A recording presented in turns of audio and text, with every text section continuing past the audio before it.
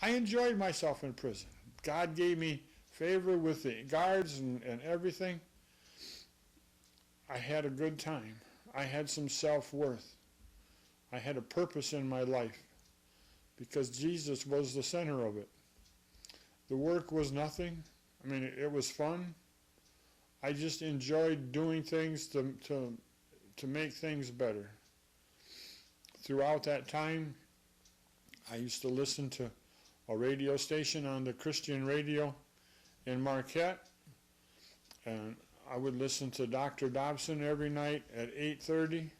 Chuck Swindoll came on at 9 o'clock, and then I would go up and do my duties and come back from 10 to 11 and listen to Insights for Living, Night Sounds with Bill Pierce.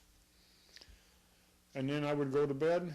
The radio station went off the air at 12 o'clock and came back on at 6. That was my alarm clock. Well, anyways, while I was listening to Dr. Dobson, they did a book on a man who was convicted of 2 life sentences in Georgia. The name of the book is Twice Pardoned. They did a video of his life, a documentary. And they had advertised on the radio about individuals that wanted a fact sheet for this documentary to write in, and I did. They sent me the fact sheet. I already had the book. I had read it.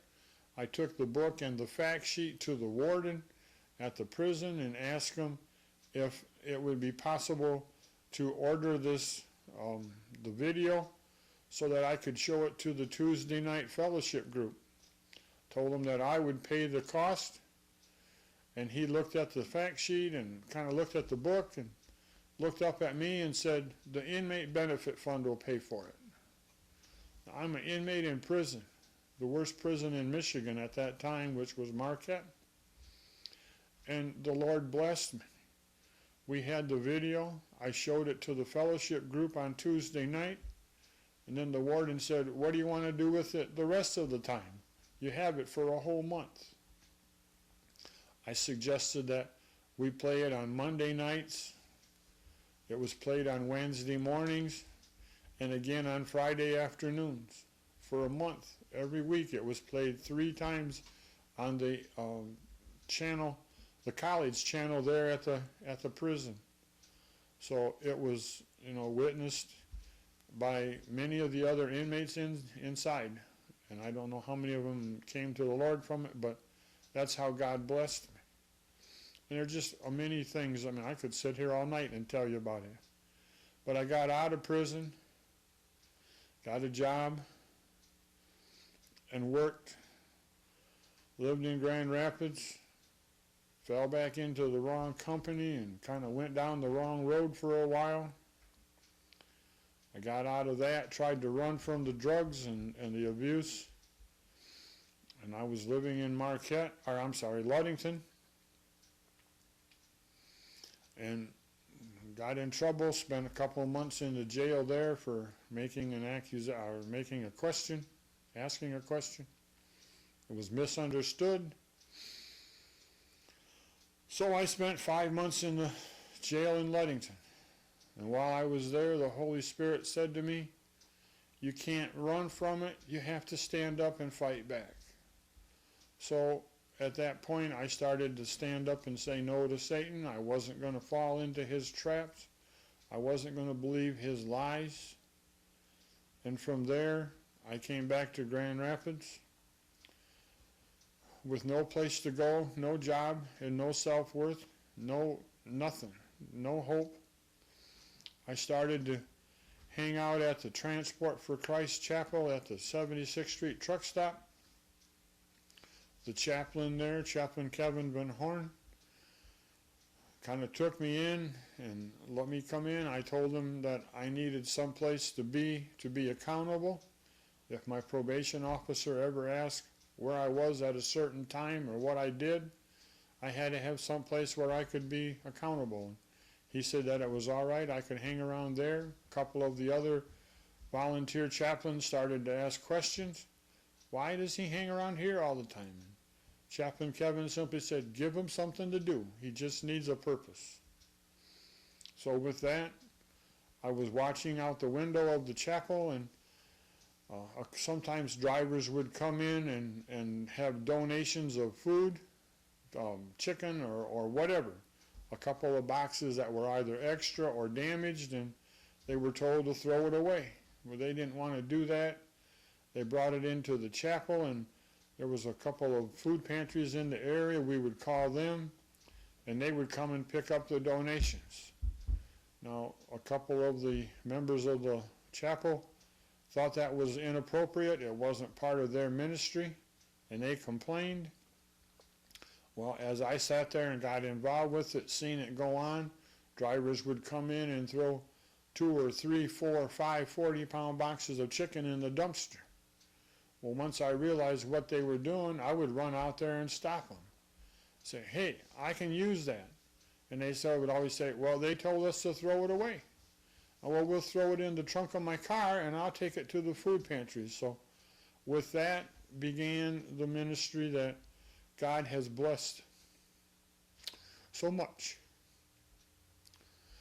Over a period of about 1.5 years, I developed a relationship with a lot of the truck drivers. They have my name on their computer with OS&D. If they have overages, shortages, or damaged goods, they call the Helping Hands of Jesus. The ministry started to benefit the food pantries in the greater Grand Rapids area. We get food from truck drivers. It has grown into farmers. We had a farmer northeast of Saginaw called us up and said he had potatoes. And I thought, we're talking a couple thousand pounds. He said, no, I'm talking a semi-load of bulk potatoes. Went to a trucking company, and he leased a tractor for me and let me borrow one of his trailers. I left the truck stop at 5:30 in the morning, got to the farm at 9:30 in the morning, loaded the truck, left there at 11:30 in the morning, and was back in Grand Rapids about 3:30 in the afternoon, and had 38,000 pounds of potatoes that were given to us. We distributed them amongst the local food pantries in the Grand Rapids area. It took 3.5 weeks. They were all gone. I've had potatoes given to us from a local farmer in Martin. We've gotten squash from a local produce farmer right here just south of Grand Rapids in Byron Center. But through all that, we started our own ministry called the Helping Hands of Jesus. The 1st of August of 2007 was our first day of operation. A local trucking company called and said they had 30 50-pound boxes of potatoes that they wanted to donate to us. We went and picked them up with the truck. While we were talking to the individual on the dock, he said, you should go over to Duda's and check with them. Maybe you can get some sweet corn. So we drove over to Duda's and ended up with 38,000 pounds of sweet corn our first month of operation. That was distributed to the local food pantries. In our first year of operation, God provided us with 228,000 pounds of food that we redistributed. Our second year, from August 1st to the 1st of February of 2009, we have gone through 183,000 pounds of food already. God is great. God is faithful. He just looks for willing vessels. And if you can trust in Him and let Him have control of your life, and you're willing to give Him the glory and the honor, there's no limit to what you can do through His power and His grace. We just pray that this would be a testimony for His glory and honor, and that you would give in to the urge to let somebody else take over your life. I was like I said, I was going to prison, laid on the floor for 35 years. I tried to run my life and just kept going downhill and backwards, and whatever I tried didn't want to work. So I gave it all to the Lord, and He has richly blessed us. We have had a great time.